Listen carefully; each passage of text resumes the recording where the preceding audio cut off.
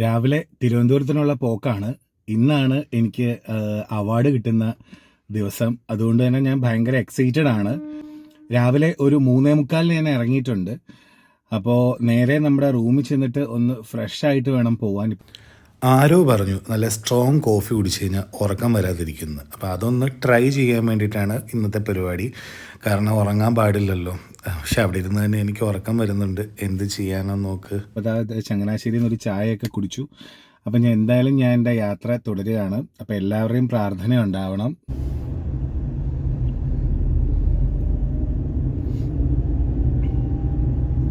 എനിക്ക് നിങ്ങളോട് ഒരുപാട് കാര്യങ്ങൾ പറയാനുണ്ട്. സംസാരിച്ചാലും തീരാത്ത ഒരുപാട് കാര്യങ്ങൾ. വലിയ കാര്യങ്ങളല്ലാന്ന് നിങ്ങൾക്ക് തോന്നുമായിരിക്കും, പക്ഷെ എന്നാലും വലിയ കാര്യങ്ങൾ.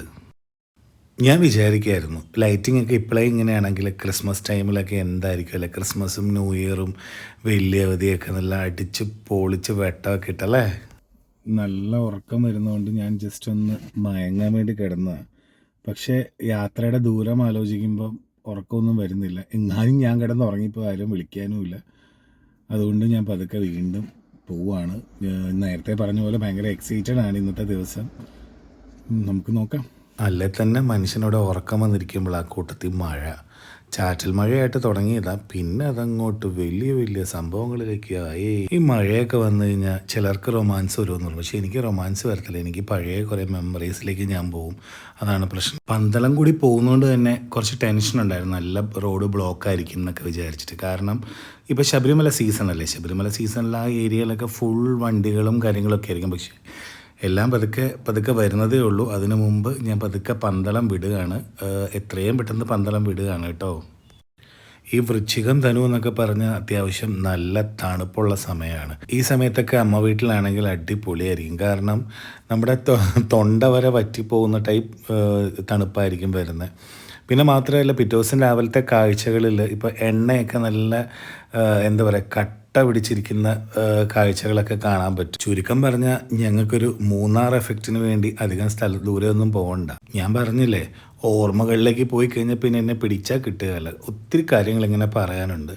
നിങ്ങൾക്ക് ബോറടിക്കുമോയെന്ന് എനിക്കറിയത്തില്ല. ഇപ്പോൾ എനിക്കൊക്കെ എന്നെ സംബന്ധിച്ച് ഒരുപാട് കാര്യങ്ങളിങ്ങനെ മനസ്സിലിങ്ങനെ ഒതുക്കി വെച്ചിട്ടുണ്ട്. കുറേയൊക്കെ ഞാനിങ്ങനെ എഴുതി വിട്ടിട്ടുണ്ട്, ഇങ്ങനെ അവിടെ പോയത് ഇവിടെ പോയതൊക്കെ. എൻ്റെ അമ്മ വീടിന് തൊട്ടടുത്തൊരു അയ്യപ്പ ക്ഷേത്രമുണ്ട്. എൻ്റെ അമ്മ അവിടുത്തെ ഒരു ഫീൽ അടിപൊളിയാണ്. അവിടെ രാവിലെ കുളിക്കാമെന്ന് പറയുമ്പോൾ തന്നെ അറിയാമല്ലോ, നല്ല കിട്ടില്ല തണുത്ത വെള്ളമായിരിക്കും. ആ തണുത്ത വെള്ളത്തിൽ മുങ്ങി കുളിച്ചിട്ടാണ് അമ്പലത്തിലേക്ക് പോകുന്നത്. അതൊക്കെ ഒരു ഭയങ്കര എക്സ്പീരിയൻസ് ആണ് കേട്ടോ. ചെറുപ്പകാലം അതൊക്കെ എല്ലാവർക്കും ഓരോ മെമ്മറികളല്ലേ. അമ്പലത്തിൽ നിന്നൊക്കെ വരുമ്പോൾ നല്ല ചൂട് ദോശയൊക്കെ ഉണ്ടാക്കി കാത്തിരിക്കുന്ന അമ്മമ്മ, കഴിച്ചോന്ന് അന്വേഷിക്കുന്ന മുത്തശ്ശനാണ്. ഞാൻ ഡാഡിയെന്നാണ് വിളിക്കുക, ഞങ്ങൾ ഡാഡിയെന്നാണ് വിളിക്കുന്നത്. അപ്പോൾ അതൊക്കെ ഇങ്ങനെ അന്വേഷിച്ച് അതൊക്കെ ഒരു ഭയങ്കര ഫീലാണ്. നമ്മുടെ ഗ്രാൻഡ് പേരൻസിനെ പറ്റിയൊക്കെയുള്ള ഓർമ്മകളും ഒക്കെ അല്ലേ. എന്ത് ചെയ്യാനാണ്, എല്ലാം ഓർമ്മകളാകുമ്പോഴല്ലേ ഏറ്റവും കൂടുതൽ മനോഹരങ്ങളെന്നൊക്കെ കേട്ടിട്ടില്ലേ. അതുപോലെയാണ് നമ്മുടെ ജീവിതവും. ഞാൻ ഉൾപ്പെടെ നമ്മളീ പലരുടെ അവസ്ഥ, നമ്മുടെ തൊട്ടു മുമ്പിലുള്ള ആൾക്കാരെ നമ്മൾ സ്നേഹിക്കാൻ ചിലപ്പോൾ മറന്നു പോവും, അല്ലെങ്കിൽ നമ്മൾ വിട്ടുപോകും.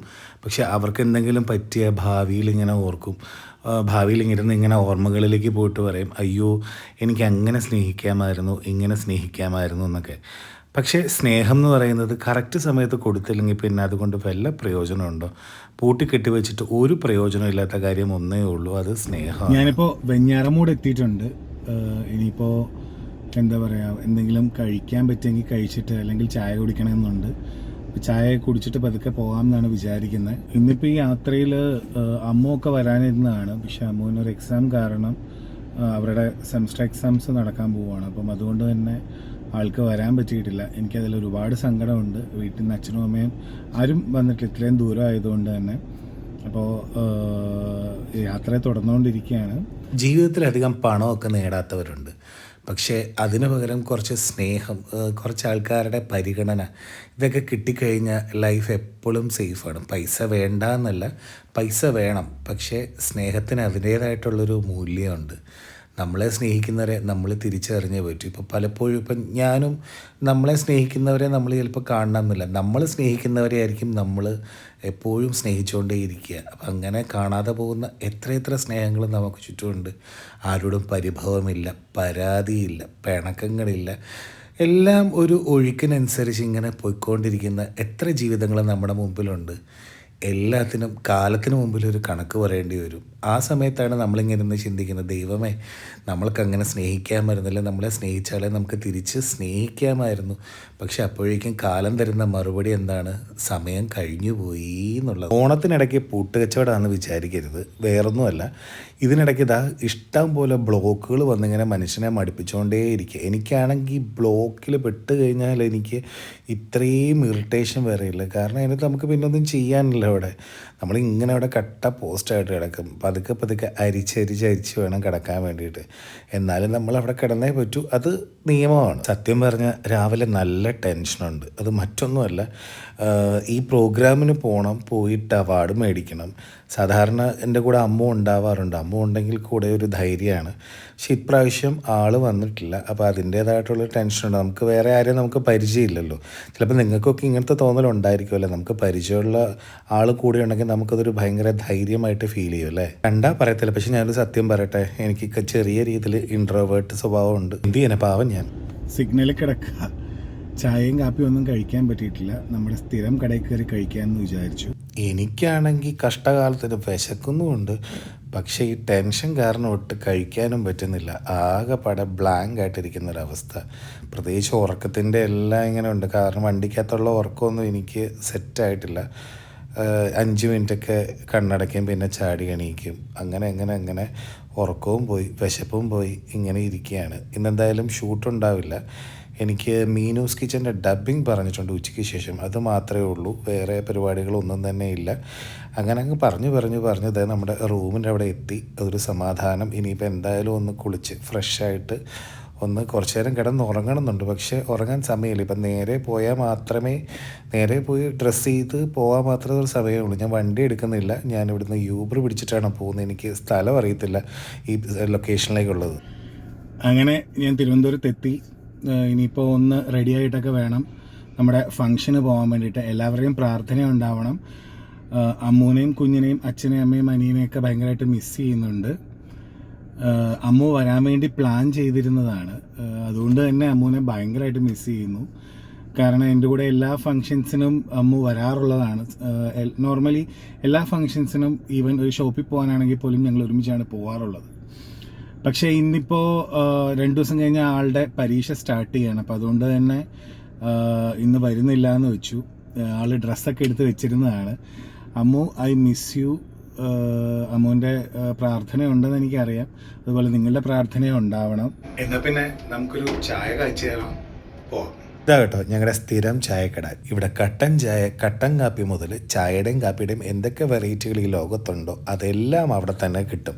അടിപൊളി ടേസ്റ്റാണ്. രാവിലെ അവിടെ നിന്ന് കുടിച്ച് തുടങ്ങിയാൽ നമ്മുടെ ആ ഒരു ദിവസം വല്ലാത്തൊരു ഫീലായിരിക്കും. ലൊക്കേഷനിലൊക്കെ നല്ല എനർജി കാര്യങ്ങളൊക്കെയാണ്.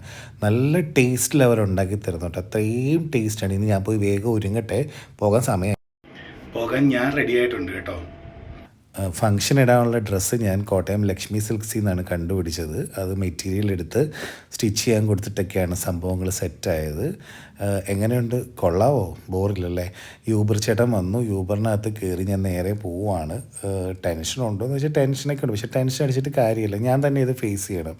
കാരണം അവിടെ ചെന്ന് എനിക്ക് വേറെ പ്രശ്നമൊന്നുമില്ല. എന്നോട് മൈക്ക് സംസാരിക്കാൻ പറഞ്ഞ ഒന്ന് പാനിക്കാം. കാരണം ഞാൻ ഒട്ടും പ്രിപ്പയർഡ് അല്ലല്ലോ. അങ്ങനത്തെ നമ്മുടെ മാളിലെത്തി, ആർടെക് സിനിമാസിലെത്തി. അവിടെ വെച്ച് റിജു സാറിനെയും കുടുംബത്തെയും അജയ് ചേട്ടനെയും കണ്ടുമുട്ടപ്പോൾ പരസ്പരം പരിചയങ്ങളൊക്കെ പുതുക്കി.